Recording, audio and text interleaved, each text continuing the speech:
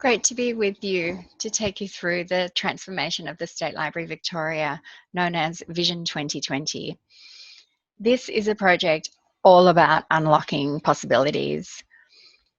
It literally unlocks spaces that have been closed to the public for decades and releases 40% more space to the public and increases seating by 70%.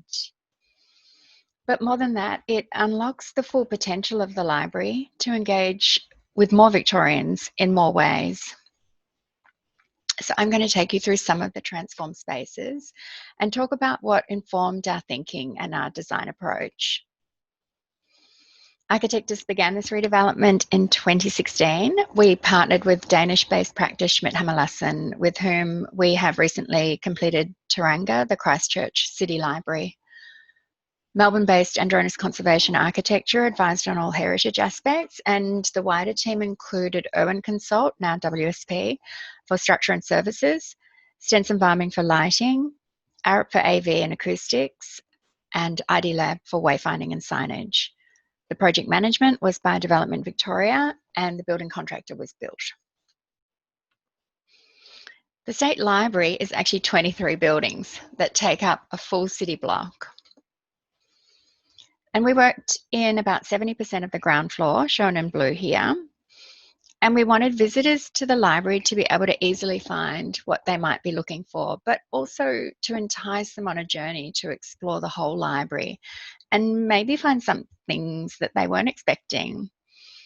A key to achieving this intuitive and rewarding passage through the library was to reopen the Russell Street entry and emphasize this axial through block connection from Swanston Street to Russell Street. And a parallel pillar of our design approach was to reveal the heritage aspects of the library rather than replicating them.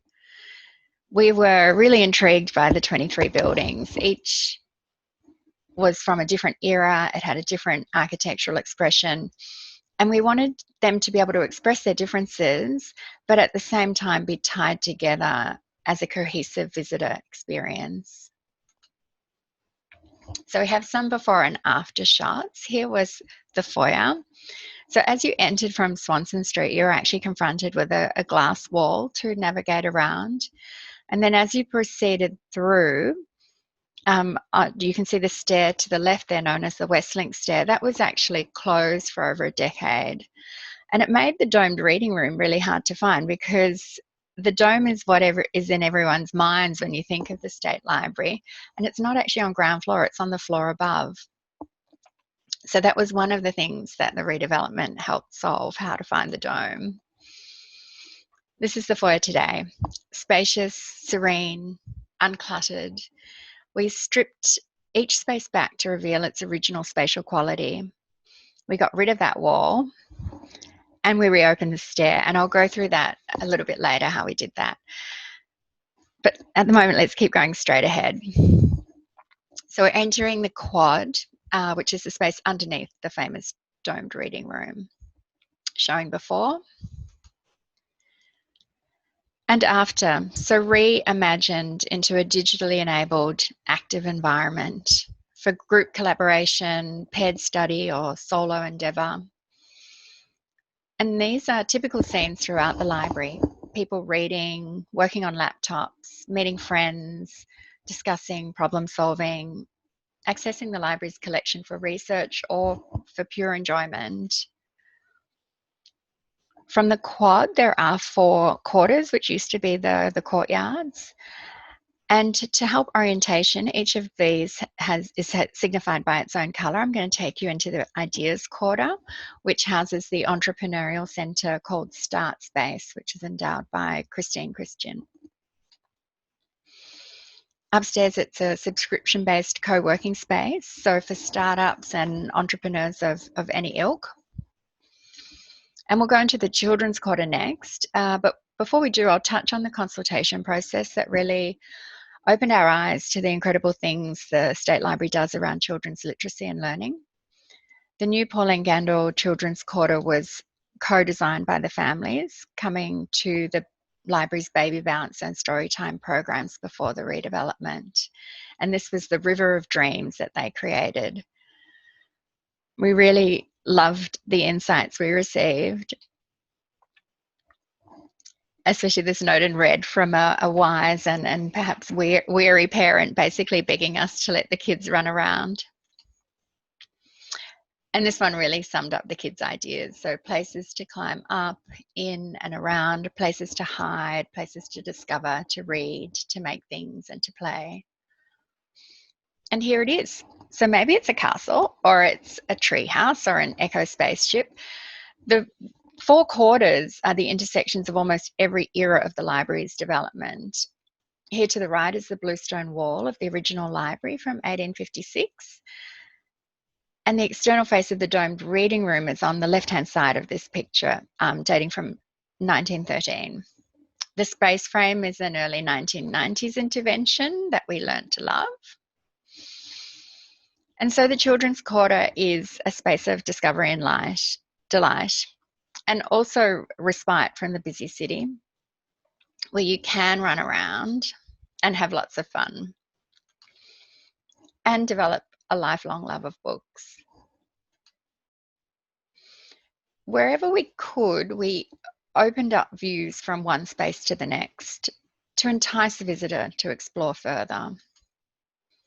So let's go into what used to be called Palmer Hall. So the readings bookshop was to the right there, pushed up against the facade, really blocking the natural light from the rest of the hall. And this big bulkhead down the middle concealing some air handling ducts. It's now called Hanson Hall, after a generous bequeath by the Hanson Little Foundation, stripped back to its intended beauty, with the air handling systems, the lighting, and the acoustic treatments almost invisibly integrated. And here you see up close what we call the new design line. So this is this suite of beautiful timber elements that provide our 21st century functionality. So they're a repetitive set of touch points throughout the library where you can gather information and other services. Let's head back to Russell Street. As I said, opened after many years closed. This is the space inside as it was, so a dead end, literally, and not an uplifting space to be in. And here it is today. Decluttered, the heritage elements revealed to be the heroes in the space, light and airy. We're looking at Reading's bookshop there, and it also houses a cafe. The herringbone jarrah retained and restored, and this beautiful contemporary art piece by local artist Ty Snaith on the back wall there.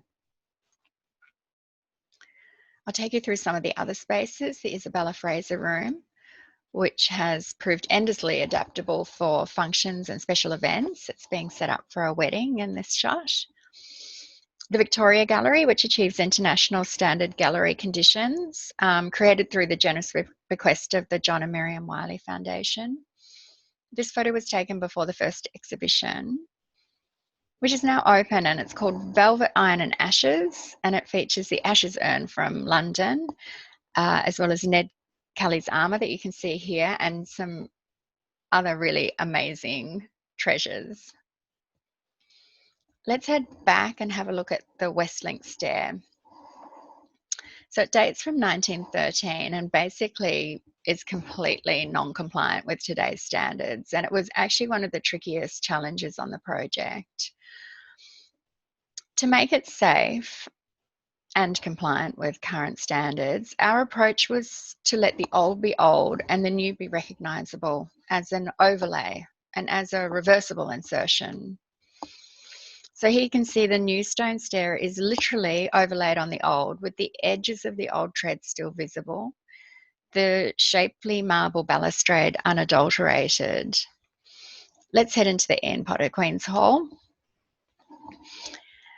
This is a photo of the southern wing on the day of opening in 1859, one of the first free public libraries in the world, and a real cornerstone of Redmond Barry's vision of marvellous Melbourne as an open, educated and egalitarian society.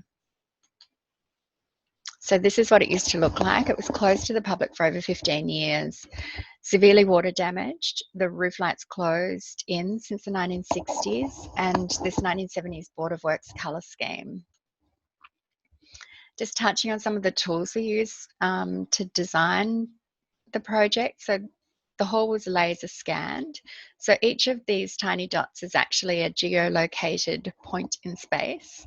And from this data, we can start to build our digital model, which begins very simply and then has more and more detail added to it over the course of the project until it becomes a model from which construction can begin. And this is the hall today, the Ian Potter Queen's Hall. Once again, flooded with natural light, heated and cooled for the first time. By day, it's a reading room, and at night, it's an event space for gala dinners, cocktail parties, weddings, book launches, fashion shows. Our design approach was to reveal the history of the hall, not replicate it. So through a series of archaeological paint scrapes, we revealed the original paint scheme by Edward Latrobe Bateman. And that discovery is now exposed for everyone to view and enjoy. We think it's fitting that our library, our state's custodian of original sources, now reveals its original. And the age of the hall is tangible, and the marks made by people over its 160-year history are visible. And just touching on some of the technical aspects, this cutaway section shows how we actually created a new translucent roof over the whole hall and threaded the new services in the space created between the old and the new skin. The air handling system is the patented Bauer system, which is a very quiet, low velocity system, saving around 30% on energy consumption. So now one of Melbourne's great rooms is future-proof for the next century, returned to the public for our use and enjoyment. And that's the end of the tour.